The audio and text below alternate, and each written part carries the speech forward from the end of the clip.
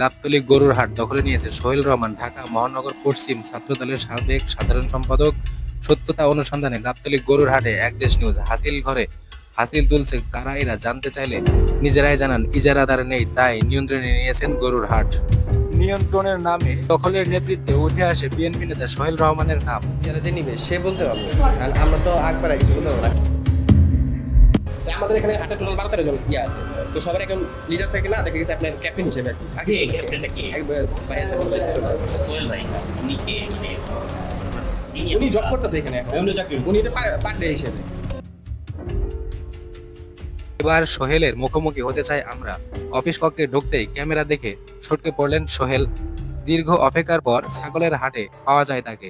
তবে তার দাবি খাস আদায় করছেন সিটি কর্পোরেশন, আর তারা দিনমজুর হিসেবে কাজ করছেন। সিটি কর্পোরেশনের দোহাই দিয়ে দারুস সালাম থানা বিএনপির আহ্বায়ক এস সিদ্দিক সাজুর হয়ে হাট দখলে নিয়েছে সোহেল। কর্পোরেশনে এখন চালায় 14 তারিখ 15 তারিখ থেকে মনে হয় অন্য হানিফ সাহেব শুনছিলাম, হানিফ সাহেব, তারপরে ওই যে সাজু সাহেব, ওনারা এটা নিয়ে অনুসন্ধান বলছে নিজেকে দিনমজুর হিসেবে দাবি করা সোহেল রহমান ঢাকা মহানগর পশ্চিম ছাত্রদলের সাবেক সাধারণ সম্পাদক, দারুস সালাম থানা বিএনপির আহ্বায়ক এস সাজুর একান্ত কর্মী তিনি। মারামারি ধরাধরি হইতেছে, ওরা মানে কি হইতেছে আল্লাহ জানে। মানে সরকার ওদিকে বেতাল হইতেছে। গাবতলী গরুর হাটে দরপত্র অংশ নিয়ে পঞ্চম হয়েছেন, অথচ দরপত্রে প্রথম হয়েও ঢুকতে পারছেন না আরাপ মোটর। ঢাকা উত্তর সিটি কর্পোরেশনের একাধিক নথিপত্র বলছে আরাপ মোটর সর্বোচ্চ দরদাতা তাকে হাটের ইজারা বুঝিয়ে দিতে সুপারিশ করেছে ঢাকা উত্তর সিটি কর্পোরেশনের দরপত্র মূল্যায়ন কমিটি। তাহলে কেন সর্বোচ্চ দরদাতাকে রেখে দরদাতা হিসেবে পঞ্চম হওয়া ব্যক্তিকে বেছে নিল সিটি কর্পোরেশন? প্রশ্ন ছিল ঢাকা উত্তর সিটি কর্পোরেশনের প্রশাসকের কাছে।